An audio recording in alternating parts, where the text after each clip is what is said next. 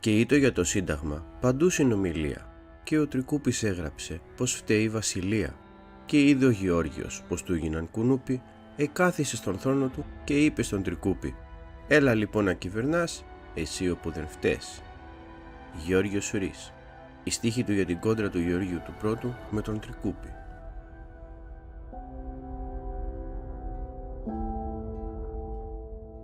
Κεφάλαιο 30. Γεώργιος Πρώτος και Τρικούπης. Με την απομάκρυνση του Όθωνα, η Ελλάδα είχε μείνει χωρίς βασιλιά. Αυτό θα άλλαζε άμεσα, καθώς οι μεγάλες δυνάμεις πρότειναν ένα νέο βασιλιά. Σύντομα, η Εθνοσυνέλευση του 1862 ολοκλήρωσε την εκλογή του. Η τύχη του θα ήταν εντελώς διαφορετική από του Όθωνα. Ο νέος βασιλιάς ήταν ο Γεώργιος ο Πρώτος και καταγόταν από το βασιλικό οίκο της Δανίας. Σε αντίθεση με τον Όθωνα, θα βασίλευε στη χώρα για περίπου 50 ολόκληρα χρόνια.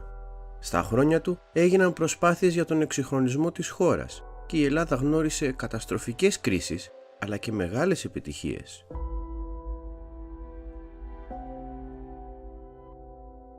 Ως δώρο για την ενθρόνησή του, το 1864, οι Άγγλοι παραχώρησαν τα Επτάνησα στην Ελλάδα. Τα νησιά αυτά ήταν ανέκαθεν αναπόσπαστο κομμάτι του ελληνισμού από την αρχαιότητα. Δεν είχαν γνωρίσει τουρκοκρατία, καθώς ανήκαν διαδοχικά σε ευρωπαϊκές αυτοκρατορίες. Αυτή θα ήταν η πρώτη διεύρυνση της χώρας από το 1832, αλλά δεν θα ήταν η μόνη.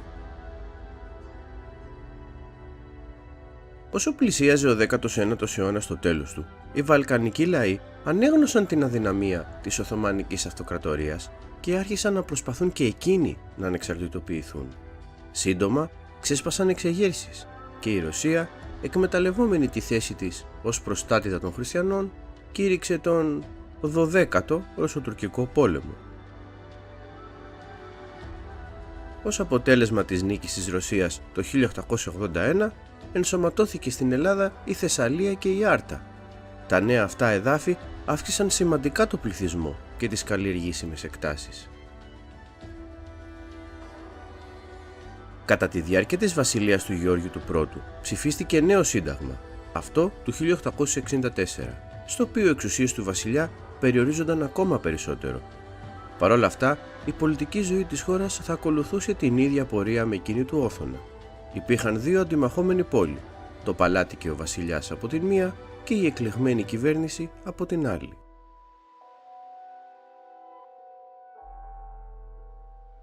Συμμέτοχος στις επιτυχίες αλλά και στις καταστροφές ήταν και ένας δραστήριος πολιτικός, ο Χαρίλαος Τρικούπης. Θα έμενε στην ιστορία για το έργο το οποίο προσέφερε στην ενίσχυση της δημοκρατίας αλλά και για τον εξυγχρονισμό της χώρας. Θα έμενε όμως στην ιστορία και για μια μεγάλη συμφορά. Σε αντίθεση με τον Όθωνα και άλλους πολιτικούς, ο Τρικούπης ως πρωθυπουργός αντιλαμβανόταν ότι η Ελλάδα δεν είχε τη δυνατότητα να αντιμετωπίσει ευθέως την Οθωμανική Αυτοκρατορία σε πόλεμο. Ακολούθησε αποτρεπτική εξωτερική πολιτική, αποθαρρύνοντας ένοπλες συγκρούσεις, αλλά στηρίζοντας τους Έλληνες της Οθωμανικής Αυτοκρατορίας με την ίδρυση σχολείων και εκκλησιών. Ο Τρικούπης ήταν ένας πολιτικός εξυγχρονιστής και μεταρρυθμιστής. Στη διάρκεια της θητείας του δανείστηκε μεγάλα ποσά από το εξωτερικό και αξιοποιώντας τα προσπάθησε να αναπτύξει την οικονομία της χώρας, κατασκευάζοντας μεγάλα έργα και πραγματοποιώντας επενδύσεις. Ο Τρικούπης πίστευε ότι απαραίτητο βήμα για τον εξυγχρονισμό και την εκβιομηχάνηση της χώρας ήταν η κατασκευή σιδηρόδρομου. Γι' αυτό κατασκεύασε από το μηδέν το πρώτο σιδηροδρομικό δίκτυο της χώρας. Το 1882 η χώρα είχε 9 χιλιόμετρα σιδηρόδρομου. Μία δεκαετία μετά, το 1893, είχε 914 χιλιόμετρα και 490 ήταν υποκατασκευή. Επίσης, αποξηράθηκε η λίμνη Κοπαΐδα, αυξάνοντας τις καλλιεργήσιμες εκτάσεις. Αναπτύχθηκε και το οδικό δίκτυο της χώρας. Δόθηκε έμφαση στην παιδεία, αναδιοργανώθηκε ο στρατός και ενισχύθηκε το ναυτικό. Από τα μεγαλύτερα έργα του Τρικούπη ήταν η διάνοιξη της διόρυγας της Κορίνθου. Από την αρχαιότητα, η στενή αυτή λωρίδα γης χώριζε τις δύο θάλασσες και ανάγκαζε τα πλοία να κάνουν το γύρο της Πελοποννήσου. Από το 1893 μπορούσαν να περάσουν με ευκολία. Ο Τρικούπης οραματίστηκε τη σύνδεση του Ρείου με το Αντίριο με μια γέφυρα. Τόσο μπροστά ήταν η σκέψη του, ώστε το έργο αυτό ξεκίνησε 100 χρόνια μετά. Σήμερα η γέφυρα αυτή έχει το όνομά του.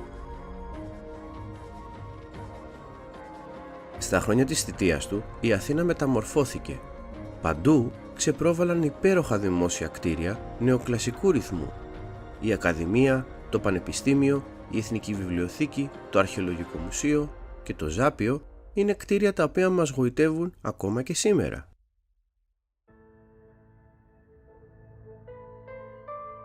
Το πρόγραμμα του Τρικούπη όμως ήταν δυσβάσταχτο και εξανάγκασε το κράτος σε νέα δάνεια.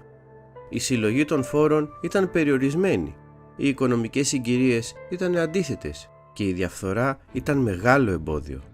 Οι συγκρούσεις του Τρικούπη με τον βασιλιά δεν βοήθησαν και η χώρα κήρυξε πτώχευση για δεύτερη φορά το 1893. Ενώ όμως το κράτος βίωνε θριάμβους ανακατεμένους με οικονομική καταστροφή, υπήρχαν δύο κρίσιμα ζητήματα που το απασχολούσαν έντονα.